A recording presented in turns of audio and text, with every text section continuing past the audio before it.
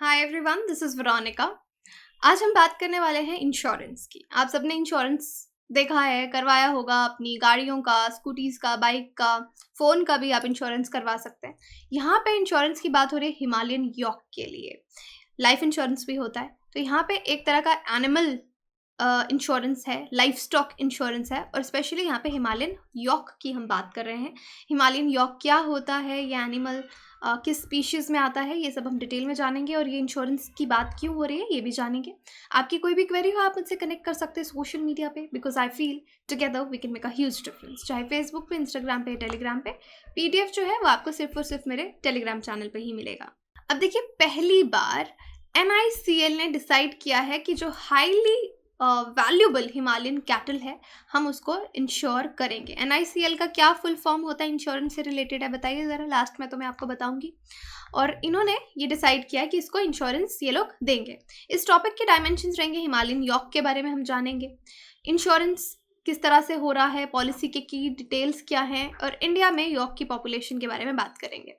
अब Himalayan York की अगर बात करें तो ये एक लॉन्ग हेयर, जिस तरह से आप पिक्चर में देख सकते हैं, लॉन्ग हेयर्ड डोमेस्टिकेटेड कैटल है। इसको डोमेस्टिकेट किया जाता है, पाला जाता है।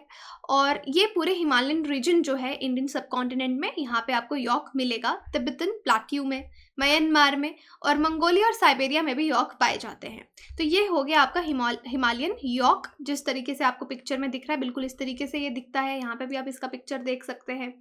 अब ये किस ट्राइब से बिलोंग करता है? बोविनी ट्राइब से, या बोवाइन ट्राइब आप कह लीजिए, जिसमें आपके बाइसन, बॉफलोज, कैटल, ये सब आता है। तो सेम इसका ये ट्राइब है। और बहुत ही ज़्यादा महंगा इसका प्राइस जो है, वैल्यू जो है, वो ये रहती है। तिब्बतन लेजेंड में कहा जाता है कि पहली बार जो यॉक्स हैं, इनको डोमेस्टिकेट किसने किया था? तिब्बतन बुद्धिज़्म के जो फाउंडर हैं, जो तिब्बतन बुद्धिज़्म के हैं, गुरु रिनपोशे, उन्होंने पहली बार इसको डोमेस्टिकेट किया था, पाला था, लाइफ स्टॉक की तरह रखा था यॉक को। अब प्रोटेक्शन स्टेटस अगर आप यॉक की बात कीजिए, IUCN रेड लिस्ट स्टेटस में वल्नरेबल है। जो वाइल्ड स्पीशीज हैं यॉक की, जो जंगल में वाइल्ड फ्रीली रोम करते हैं, बॉस म्यूटस के अंदर आता है। और जो डोमेस्टिक हैं, जिनको पाला जाता है, लाइफ स्टॉक की तरह रखा जाता है, डोमेस्टिकेटेड यॉक को ये जो IUCN है, बॉस ग्रनियंस के लिस्ट में, स्पीशीज़ के लिस्ट में रखा जाता है। अदरवाइज भी अपेंडिक्स 1 जो है साइट्स का, schedule 1 of Indian wild life protection act 1972, उसमें भी इसको प्रोटेक्शन मिल रखी है। अब किस टेम्परेचर पे यॉक पाया जाता है?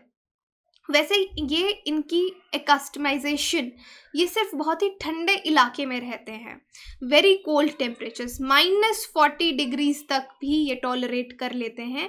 लेकिन अगर टेम्परेचर 13 डिग्री से ऊपर जाता है, सेल्सियस की बात कर रही हूँ, 13 डिग्री सेल्सियस से ऊपर जाता है, तो ये टेम्परेचर को बर्दाश्त नहीं कर पाते, क्योंकि इनका अडेप्टेशन ही इस तरह से है कि हाई ऑल्टीट्यूड एरियाज पे ये रहते हैं। लॉन्ग हेयर है, जिनको इंसुलेटेड रखते हैं, वार्म रखते हैं, और एक कर्टन की तरह इनकी बॉडी से हैंग करते रहते हैं। और कभी कभी आप मान लीजिए इतने इनके ये हेयर्स रहते हैं कि ग्राउंड को भी टच करते हैं। यॉक की बात मैं कर रही हूँ। तो they are accustomed to live in high altitudes and colder temperatures. अब जो पैस्टोरल नोमैड्स हैं, अलग अलग तरह के नोमैड्स होते हैं। नोमैडिक लाइफ जो लोग जीते हैं, यानी वो एक सीज़न में एक जगह होते हैं, दूसरे सीज़न में दूसरी जगह चले जाते हैं। यूजुअली विंटर समर का इनका इस तरह का माइग्रेशन जो है, नोमैडिक माइग्रेशन, वो रहता है। और पैस्टोरल नोमैड्स के लिए हाई ऑल्टीट्यूड्स पे यॉक एक लाइफलाइन की तरह है। Pastoral nomadism 3 types of general nomadic life होता है, उसमें से एक तरह का है। लोग कॉन्टीन्यूसली एक जगह पे नहीं रहते, साइक्लिकली और पीरियोडिकली मूव करते रहते हैं, जैसे मैंने आपको बताया। तो और ये डोमेस्टिकेटेड लाइफ स्टॉक पे डिपेंड करते हैं, और अपने एनिमल्स के लिए पेस्टोरल एरियाज भी ढूंढते हैं। अब इसके बाद देखिए, यॉक के लिए सबसे ज़्यादा खतरा क्या है, थ्रेट क्या है? वो है क्लाइमेट। क्योंकि मैंने आपको क्या बताया कि ये बहुत ही ठंडे टेम्परेचर में रहते हैं, बहुत ही लोअर टेम्परेचर में रहते हैं। अगर टेम्परेचर इंक्रीज होगा हाई ऑल्टीट्यूड एरियाज़ का, तो यॉर्क को क्या हो जाएगा, हीट स्ट्रेस हो जाएगा। और वार्मर मंथ्स अगर होते हैं तो ये और ज़्यादा ऑल्टीट्यूड पे जाने लग जाते हैं।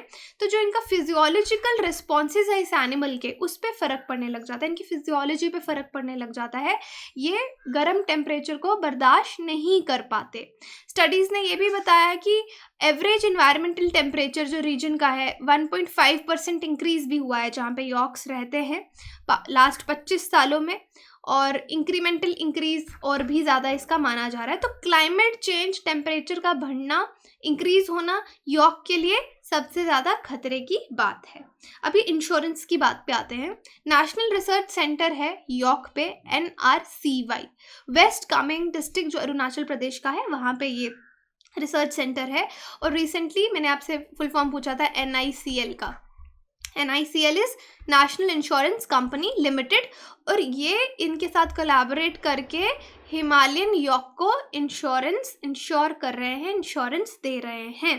तो इन्होंने टाई अप किया है NRCY ने NICL के साथ कि हिमालयन यॉर्क को इंश्योर किया जाए। ICR का ये जो नेशनल रिसर्च सेंटर है यॉर्क पे, ये एक बहुत ही प्रीमियर रिसर्च इंस्टीट्यूट है और रिसर्च डेवलपमेंट है जो यॉर्क की, इस पे वर्क करते हैं। यॉर्क के बारे में अल्टीमेटली स्टडी करते हैं इंडिया में। ये इंस्टीट्यूट इस्टेब्लिश किया गया था 1989 में ICR द्वारा। ICR क्या है, Indian council of agriculture research है, Dirang, west Kameng district of Arunachal Pradesh जो है, इसको यहाँ पे इस्टेब्लिश किया गया था ICR के द्वारा कि यॉर्क पे स्टडीज़ की जाए। अब बात आती है इंश्योरेंस की कि ठीक है, हमको पता है कि यॉर्क को क्लाइमेट से खतरा है, लेकिन इंश्योरेंस की क्या ज़रूरत है? क्योंकि रीज़न है इनका पॉपुलेशन वैसे भी वल्नरेबल है, और पॉपुलेशन इनकी विद टाइम डिक्रीज होती हुई नज़र आ रही है। जो ट्रेंड है पॉपुलेशन का वो डिक्लाइनिंग है, वो भी अलार्मिंग रेट से, बहुत तेज़ी से डिक्लाइन हो रहा है। किस वजह से? क्लाइमेट चेंज की वजह से, और वेदर जो चेंज हो रहा है, पैटर्न्स चेंज हो रहे हैं। कभी इस बार देखो कितनी बारिश एकदम से आ जाएगी, एकदम से मौसम ठीक हो जाएगा, तो चेंजिंग वेदर पैटर्न से फ़र्क पड़ रहा है। और उसके बाद जो लेटेस्ट इंश्योरेंस पॉलिसी है, इससे जो लोग डोमेस्टिकेट करते हैं, यॉर्क को रखते हैं लाइव स्टॉक की तरह, यॉर्क के जो ओनर्स हैं उनको कोई भी रिस्क है अगर बीमारियों का, वेदर कैलेमिटीज़ का कि मौसम चेंज हो रहा है, सर्जिकल ऑपरेशंस का, या एक जगह से दूसरी जगह जब जाते हैं इन ट्रांजिट अगर यॉर्क के साथ कुछ दुर्घटना हो जाती है, स्ट्राइक्स या राइट्स हो जाते हैं, तो इन सब के खिलाफ इसको इंश्योरेंस मिलेगा। जो यॉर्क का ओनर है उसको इंश्योरेंस दिया जाएगा। तो यॉर्क्स को क्या ज़रूरत है? और साथ में वॉर्स और कन्फ्लिक्ट्स के टाइम पे भी इनकी ब्रीडिंग की बहुत इशू आ जाती है। अगर बॉर्डर्स क्लोज कर दिए जाते हैं तो ब्रीडिंग, जर्म प्लाज्म का भी बहुत प्रॉब्लम आ जाता है, तो पॉपुलेशन इंक्रीज नहीं हो पाती, इसलिए भी यॉर्क्स को इंश्योर किया जा रहा है। अब कैलामिटीज़ की बात देखिए, 500 से ज़्यादा यॉर्क्स की डेथ हो गई सिर्फ एक हैवी रेनफॉल होने की वजह से। नॉर्दर्न सिक्किम में 2019 की बात है, 500 से ज़्यादा यॉर्क्स जो हैं वो मर गए, और इसकी वजह से उनके ओनर्स पे, जो इनके ओनर्स रहते हैं, जो इनको डोमेस्टिकेट करते हैं, उन पे बहुत ज़्यादा फाइनेंशियल बर्डन आ जाता है। 4-year old रिपोर्ट है जो ये बताती है कि जो पॉपुलेशन है, नंबर है यॉर्क्स का अक्रॉस द कंट्री, पूरे देश में, वो गिरा है, काफ़ी कम हुआ है। कितना? 24.7% 2012 और 2019 के बीच में। तो this is also not a good news. अब इंश्योरेंस पॉलिसी की भी डिटेल्स होंगी, कुछ ना कुछ डिटेल्स होती हैं। ये जो ओनर्स हैं जो यॉर्क को पालते हैं, ये इनके कान पे एक टैग लगाएंगे। एक टैग जो है वो लगाया जाएगा यॉर्क्स पे, और प्रॉपर डिस्क्रिप्शन जो है अपने एनिमल की, जिसको आपने इंश्योर करवाना है, उसकी डिस्क्रिप्शन आप कंपनी को देंगे। जब आप क्लेम करेंगे तो आपको कंप्लीट क्लेम फॉर्म जो है वो भरना पड़ेगा कि डेथ सर्टिफिकेट यॉर्क का आपको वेटनरी डॉक्टर से, जो वेटनरी प्रैक्टिशनर होता है, उससे लेना होगा। ईयर टैग आपके यॉर्क का होना चाहिए कि हाँ ये इंश्योर्ड था। पोस्टमार्टम रिपोर्ट भी होनी चाहिए।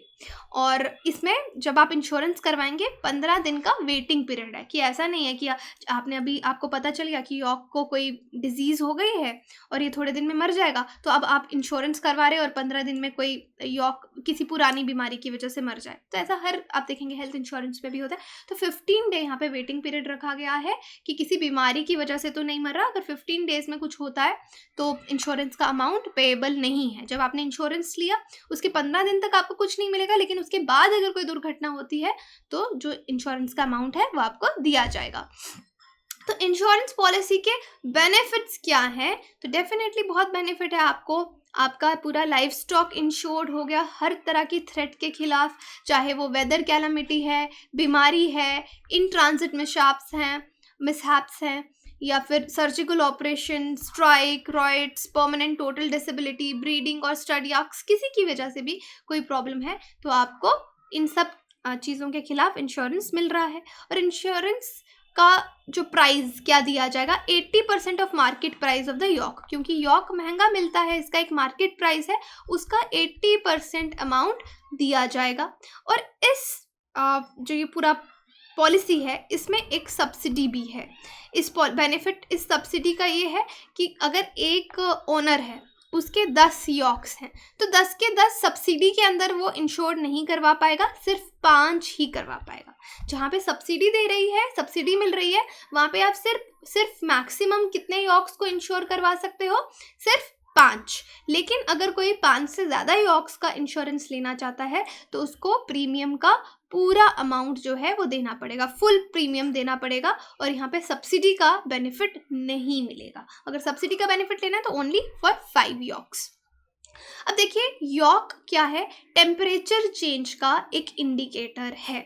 जैसे मैंने आपको बताया 13 डिग्रीज का टेम्परेचर से ऊपर ये सहन नहीं कर पाते, इनकी फिजियोलॉजी के लिए सही नहीं होता, ये ज़्यादा ऊपर के ऑल्टीट्यूड्स पे जाने लग जाते हैं। तो अगर जिस एरिया में यॉक रहते हैं अगर वहाँ पे ये इनको कंफर्टेबल नहीं लग रहा, टेम्परेचर सूट नहीं कर रहा, तो ये एक इंडिकेटर है क्लाइमेट चेंज का। कौन सी climate change? Because of temperature, increase in temperature.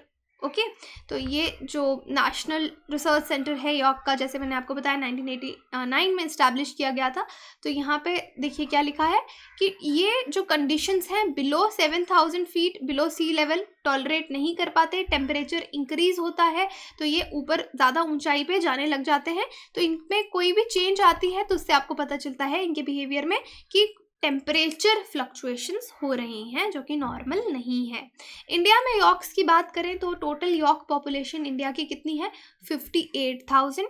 Union territories हैं जैसे लद्दाख हो गया, जम्मू कश्मीर हो गया, यहाँ पे अराउंड 26,000 यॉक्स जो है वो आपको मिलेंगे, और 24,000 के अराउंड आपको अरुणाचल प्रदेश में दिखेंगे, 5,000 के करीब सिक्किम और 2,000 के करीब हिमाचल प्रदेश में दिखेंगे, और 1,000 यॉक जो है इनका पॉपुलेशन ऑलमोस्ट वेस्ट बंगाल उत्तराखंड में आपको दिखेगा।